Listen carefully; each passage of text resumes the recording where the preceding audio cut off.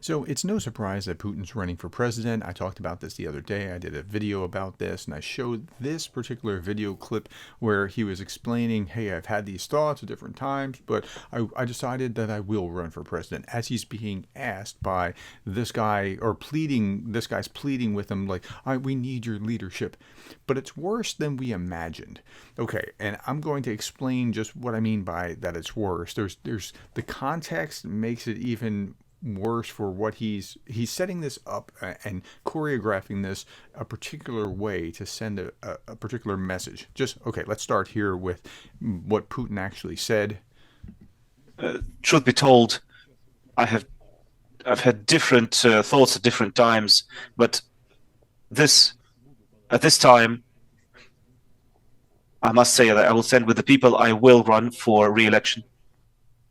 Okay, so he's going to run for re-election, although he's wondered over, he's wrestled with it. Yeah, sure he has, right.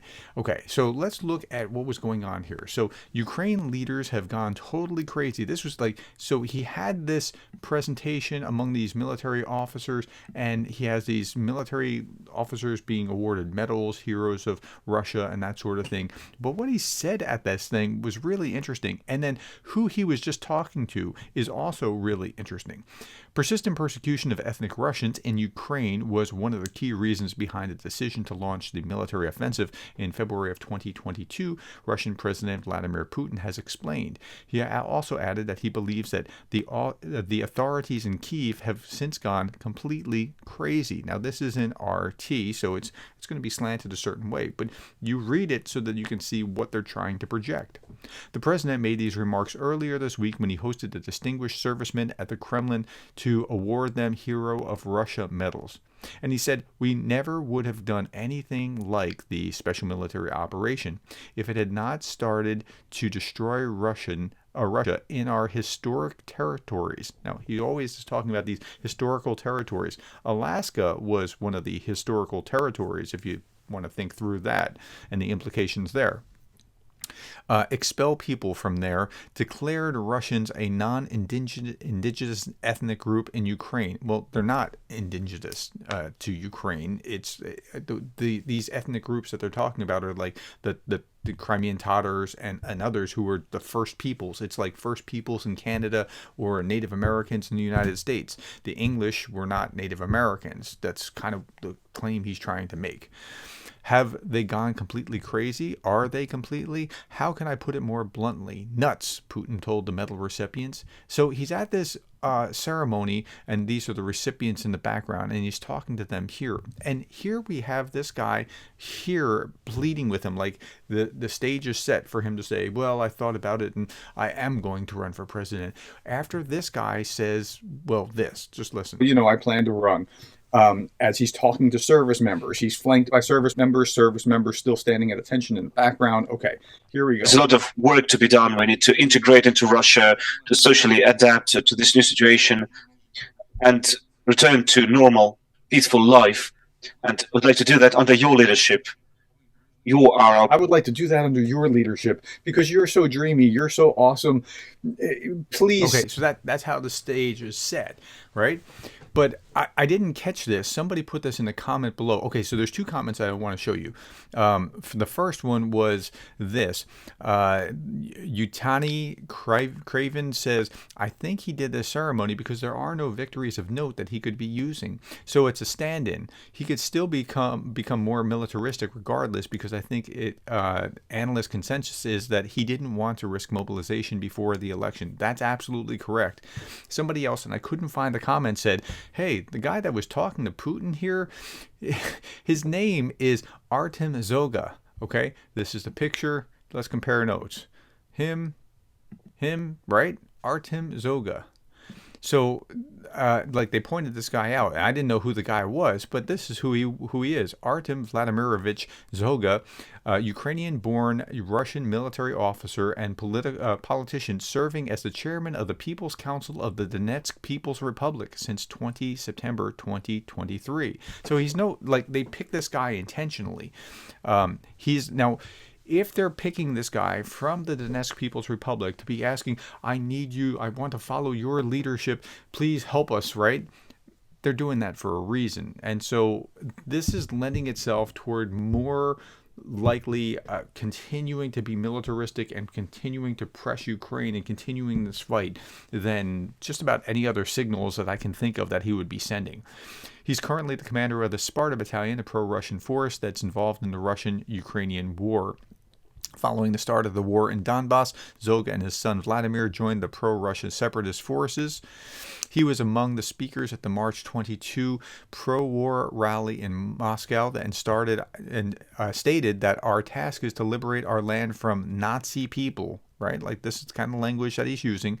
He was the president, or he was seen present in the front row, seating during Vladimir Putin's signing ceremony in Moscow's Kremlin's St. George Hall for the Russian annexation of southern and eastern Ukraine. So he was actually there. He's a big player in this. On 15 September, Zoga announced an 8-episode series that he was involved in making that would premiere in a month called Fathers of Donbass. He described it as a, quote, a series about the strong spirit of the people who resist global Nazism and win this difficult fight. They live and enjoy every day, give birth and raise children no matter what. Okay, by the way, I couldn't find Fathers of Donbass anywhere. I looked and looked and looked. If anybody can find it or point me to it or help me get to see it somehow, I would really appreciate that. I think it'll be interesting to unpack. He announced on his Instagram that it will premiere in October of 15th of 2023, so it should already be out for a month or so. Okay, but if this is the guy that's involved here in this video, yeah, that seems to be a pretty clear, pretty strong signal. Now, Putin is, I mean, he's running for re-election. Nobody doubts that he's going to win re-election. Like, if you believe that he's not going to win re-election, or you believe this is a free and fair election, something's very wrong. And I've said this before, but it's worth repeating. So Putin wants to show, and authoritarian dictators tend to do this. They tend to think like, I'm going to show that everybody loves me and nobody hates me, and I'm not going to go eat worms.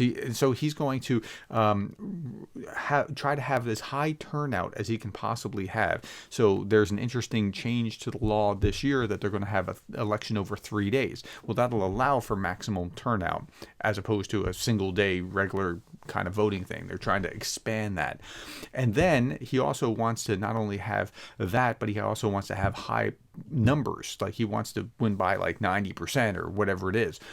And with 5 other candidates running against him. The 5 other candidates is interesting because that'll diffuse the ability of him to lose. But the high numbers is like that'll work against him in sense of showing that it's actually probably some stuffing of the ballots. Okay, at any rate, that this guy is the setup for him making an announcement with this as the background, I think is far worse than what I even saw before. Okay, last little bit I want to show you is that just this morning I saw this article. This is High North News from Norway. Russian politician hints at Alaska annexation. So this is nothing new. Every once in a while they saber rattle, but this politician is suggesting on Twitter that they should take Alaska back because it is historic Russian lands after all. Anton Gerashenko showed this. This was Sergei Mironov. Russian politician believes it's time for Russia to claim its rights to Alaska. And now, it wasn't just about that. It was about other things as well. Did you want New World Order? Here we go, says this politician here. Venezuela is annexing its 24th state, Ecuador. This is happening right under the nose of the once great hegemon, USA. Okay, they love talking about the hegemon that is the USA, not ever thinking about what they're hegemonically doing to Ukraine right now. All that's left is for Mexico to take back Texas and the rest of the territories. It's time for Americans to think about their future and also about Alaska with the Russian flag, right? That's what they're talking about. So if you want to go down that path, then I think the Mongols have a claim to most of Russia, but details. All right, that's all that I have. Thank you for your time. Tell me what you thought about it. Thank you for your time, the likes, the shares, the subscribes, and the coffees, and thank you for being the kind of person that cares about Ukraine.